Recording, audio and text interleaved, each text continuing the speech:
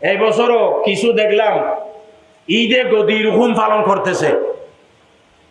ঈদে গদির হুকুম, ওরা বলতেছে ঈদে গদির হুকুম মানে এটা একটা ঈদের দিন। কেন? এটা আল্লাহর রসুল বিদায় হজের দিন 18 তারিখ যখন আসতেছিল, সেই গদির হুকুম এই পুকুরের স্থানে গদির হুকুম নামক জায়গার মধ্যে এসে আল্লাহর রসুল বলেছিলেন, মৌলা আলীর ব্যাপারে একটা হাদিস বলেছিলেন, মান কুনতু মাওলাহু ফাআলিয়ুন মাওলাহু, আমি যার মৌলা আলীও তার মৌলা। সুবহানাল্লাহ বলেন না? ঠিক আছে, মৌলার অনেক অর্থ আছে। মৌলা মানে অভিভাবক, আমি যার অভিভাবক আলীও তার অভিভাবক। এত বড় একটা হাদিস আলী রাদিয়াল্লাহু তাআলা আনহুর ব্যাপারে বলেছে, তাহলে আমরা সেই দিন ঈদের দিন কেন পালন করব না? ওদের যুক্তি। নাউজুবিল্লাহ বলেন। আজকে আমি একটা ভিডিও দেখলাম, মাঝবান্ডারের তানবীর হাদি, যিনি উনি বলতেছেন উনি হযরত আহমদুল্লাহ মেজবান্ডারি রাহমাতুল্লাহ আলাইহি শিয়া বানিয়ে ফেলছে। কিরকম দেখেন, যখন ওনাকে নাকি কেউ প্রশ্ন করেছে, হুজুর হযরত আহমদুল্লাহ মেজবান্ডারি রাহমাতুল্লাহ আলাইহি কি গদির হুকুম পালন করছে? উনি নাকি বলছে যে তখন তো এইরকম ছিল না, তখন যেই রকম ছিল সেই রকম উনি পালন করেছেন। নাউজুবিল্লাহ। হযরত আহমদুল্লাহ মেজবান্ডারি রাহমাতুল্লাহ অনেক বড় একজন ওলি। উনি ওনার কথায় হযরত আহমদুল্লাহ মেজবান্ডারি রাহমাতুল্লাহ আলাইহি পর্যন্ত শিয়া বানিয়ে ফেলছে। এটা প্রতিবাদ আমরা কেন করব? সেই মেজবান্ডার দরবার শরীফ থেকে তাদের করা উচিত, ঠিক না? এটা ফরজ তাদের উপর। একজন ওলির উপর তুহমত দিয়েছে ওনার সময়ের যেই রকম ছিল সেই রকম নাকি গদির হুকুম ঈদ পালন করেছে। একটু জোরে বলেন না নাউজুবিল্লাহ। মৌলা আলীকে যদি যেদিন মৌলা ঘোষণা করেছে সেই দিন যদি ঈদের দিন হয়, তাহলে উমর ফারুক আজম রাদিয়াল্লাহু তাআলা আনহুকে যে আমার রাসূল বলেছেন আমার পর যদি নবুয়তের দরজা খোলা থাকতো উমর এই নবী হতো, এটা যেদিন বলেছিল তো এই দিন ঈদ পালন করতে হবে, হবে কি না? সেই দিনও ঈদ পালন করতে হবে। আলী রাদিয়াল্লাহু তাআলা আনহুকে তো আরো অনেক কিছুর মধ্যে সুসংবাদ দিয়েছেন। হিজরতের পরে আমার রাসূল আনসার এবং মুহাজিরদের মধ্যে বাই বাই করে দিচ্ছেন, বাইসরা করে দিচ্ছে। তখন আলী রাদিয়াল্লাহু তাআলা আনহু বললেন, ইয়া রাসূলুল্লাহ, আমাকে তো কারোর সাথে করে দিলেন না। আমার রাসূল বললেন, তুমি দুনিয়া এবং আখিরাতে দুনো জগতে তুমি আমার ভাই। বলুন না সুবহানাল্লাহ। তাহলে এই কথা যেই দিন ঘোষণা করছে তো সেই দিনে তুই দিন পালন করতে হবে।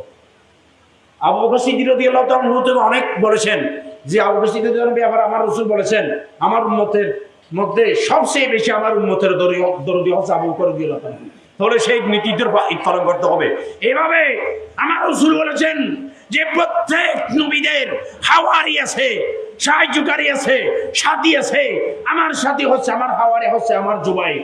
এইভাবে বিভিন্ন সাহাবায়ে কেরামের ব্যাপারে বিভিন্ন হাদিস দ্বারা বিভিন্ন সুসংবাদ দিয়েছেন।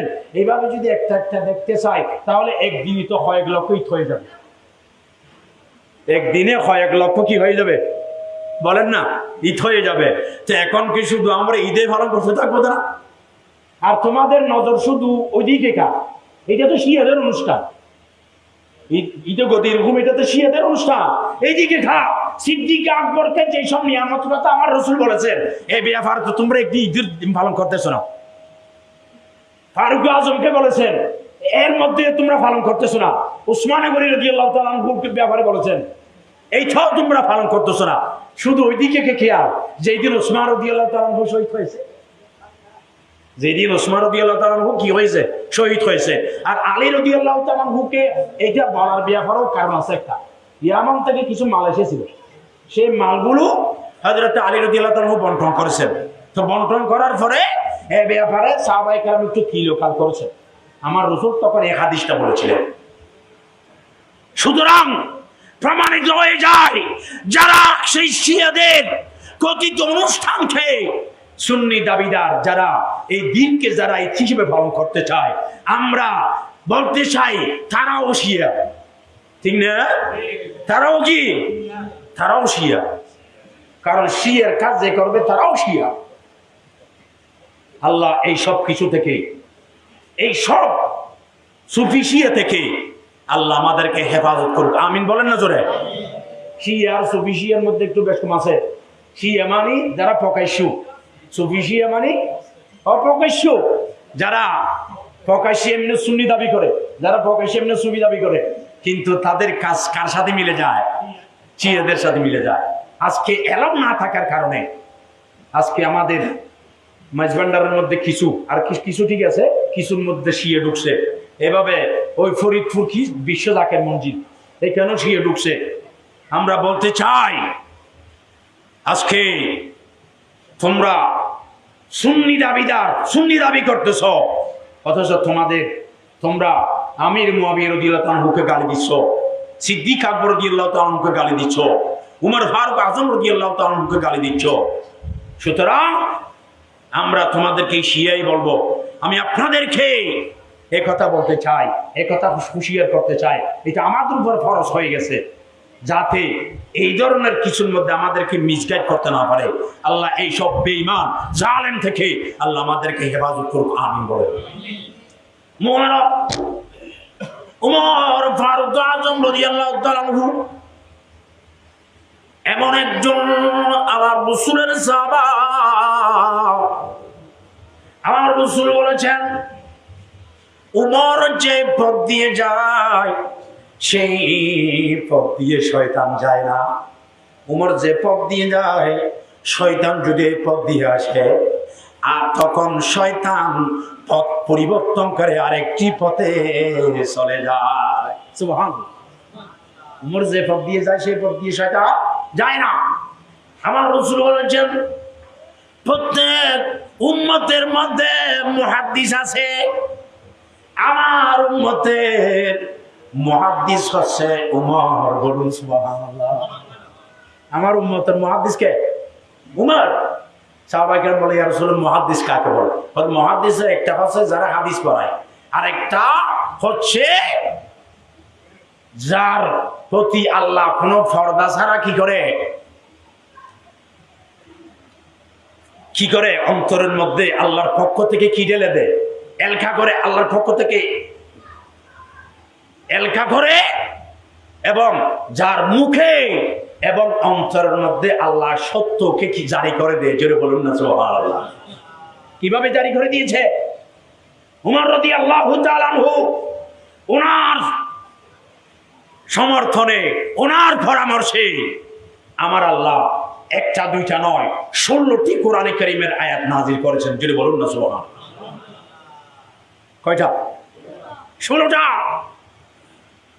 উমর রাদিয়াল্লাহু তাআলা একদিন এসে আমার রাসূলকে বললেন, ইয়া রাসূলুল্লাহ, আপনি আমাদের মাদেরকে, আজওয়াজে মুতাখারাতদেরকে বের হওয়ার সময় আপনি বলে দিন, তারা যাতে মাথার মধ্যে ওড়না দিয়ে, মুখের মধ্যে চাদর দিয়ে বের হয়। কথা শেষ হয় নাই। কথা শেষ হওয়ার পূর্বে আমার আল্লাহ জিবরাইলকে বললেন, জিবরাইল, আমি আমার উপরের সাথে একমত, যাও সেই ফরজার আয়াত নিয়ে আমার নবীর কাছে চলে যাও। বলুন সুবহানাল্লাহ।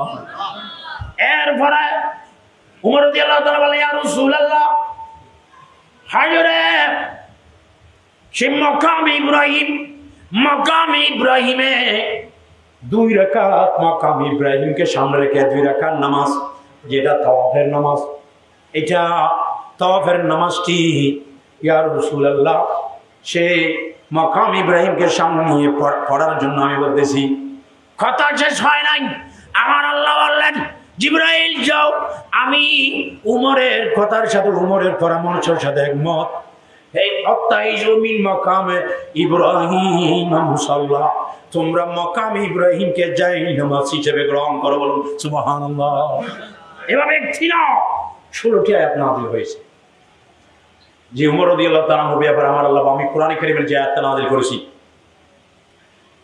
আমার আল্লাহ বলেছে, ইয়া আইয়ুহান নবী, হে নবী, হাসবুকাল্লাহ, আপনার জন্য আল্লাহ যথেষ্ট, এবং ওমান ইত্তাবাআকা মিনাল মুমিনিন, মুমিনদের মধ্যে যারা আপনার অনুসরণ করে তারাই আপনার জন্য যথেষ্ট। আর বাকিরা হিন্দু, খ্রিস্টান, ইহুদি যে থাকুক কোনো পরোয়া নেই। আল্লাহ বেনিয়াস